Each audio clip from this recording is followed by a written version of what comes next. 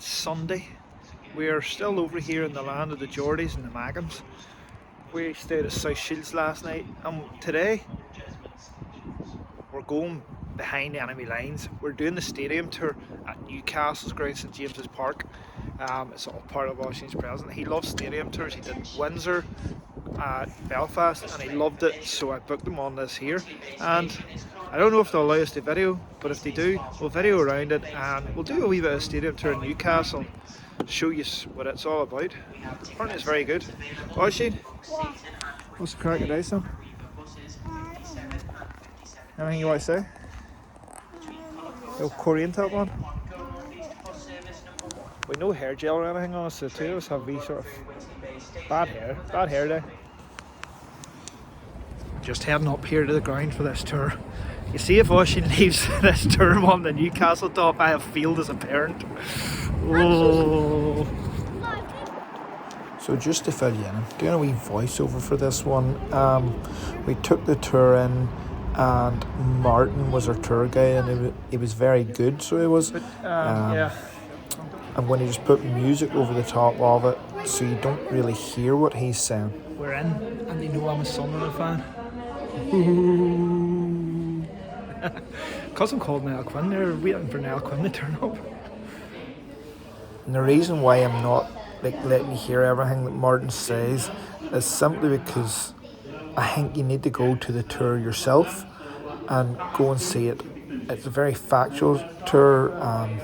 Say Martin the guide was very good, he was very knowledgeable, and say I don't want to ruin the tour for anyone by basically, showing a whole thing of it, so I've just put together a wee highlight reel again with a wee bit of music over the top of it, and then I would encourage anyone to go and do the tour.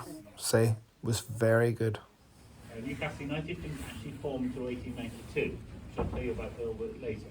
So for best part of 140 odd years we've been playing football in this league. We started this and we are going to the top of the tomb, son. Aye.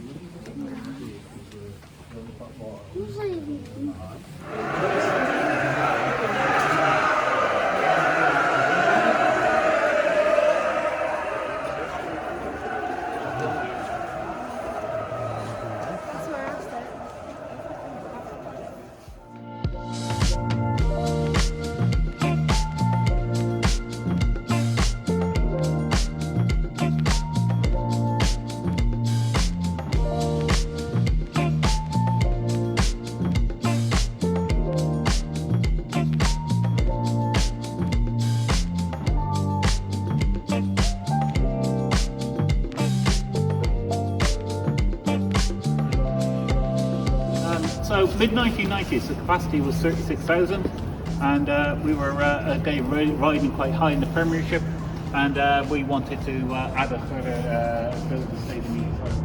So we looked into why build a new stadium at the top of Richmond Road up by Castle Leazes, and eventually that led to us getting planning permission to build another 15,000 seats on level 7. So what we have today, we're around about 7,500, 8,000 family season ticket holders up in this part of the ground, and typically they're paying about £520 for an adult ticket and a child ticket, which isn't too bad by person. So at this point, Martin introduced us to the executive boxes at Newcastle. He highlighted that the likes of John Joe Shelvey and Kieran Trippier and numerous other players have their own boxes, and he explained the pricing of them, which you'll hear in a wee minute, and he also brought us into the box that belonged to John Joe Shelvey when he was at Newcastle. Football match, and Newcastle United have a policy that footballers wanted to keep themselves discreet, so because otherwise you can get people knocking on your door,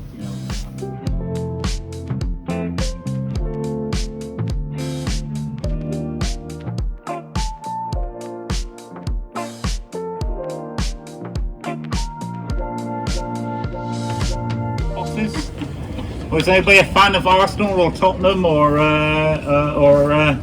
Chelsea? Typically, you can be spend over £1 million for all their executive boxes for a season. But up in the northeast of England, yes, and the prices haven't gone up for actually a couple of years, which just surprised me. Yeah, given the demand for them. Typically, you're going to be paying about £75,000 for a box like this for a season. 75 on top of grand. that, you've got to pay 20% VAT. So that's another, £10,000-15,000. And on top of that, which is the big money, you've got to pay your bar bill. So but drinks aren't included.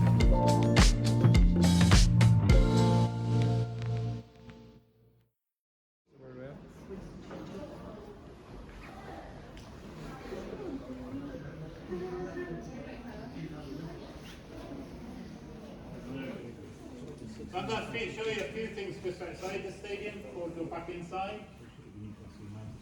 So if any young school children want to do a project to link up the names, including I said football being played for this ground ever since 1880. In those days there were some show matches, and Newcastle Rangers played here. And then in 1882 we had Newcastle West End was formed, and they went on to play their matches here. They had these red tops with the black shorts. Over on the east side of the city, they still play over there.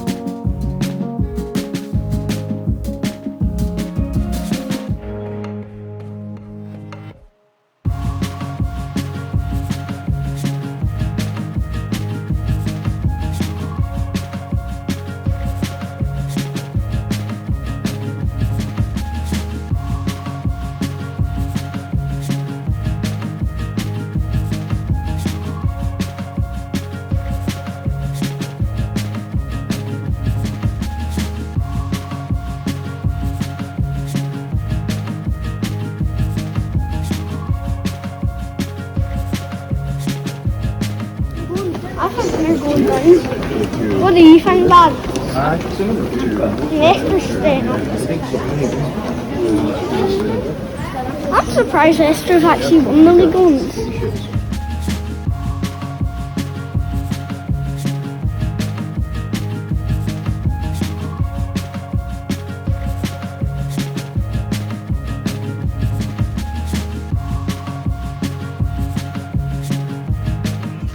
Entrance.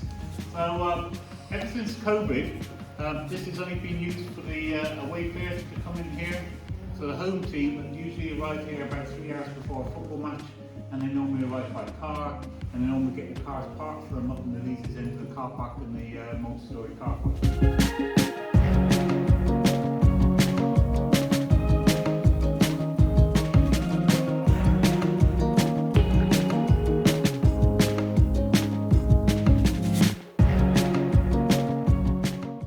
So this is the away dressing room. I've been in quite a few dressing rooms in my time, and this was by far one of the clammiest I've ever been in. Low roof, and the whole point in it is to try and intimidate the away team that are coming into the ground.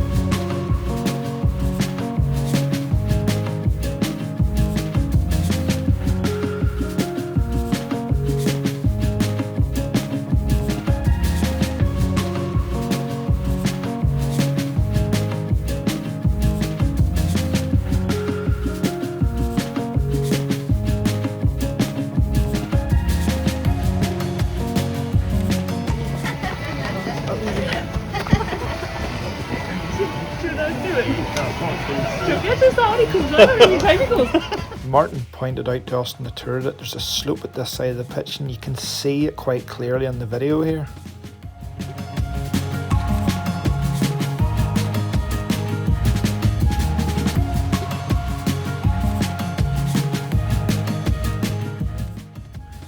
So to finish off the tour, we went round to the press area where they do the press conferences and all the media gather in there. When I was coming down here, I was really pleased and delighted to see this here. Ian McFall, brilliant, hey?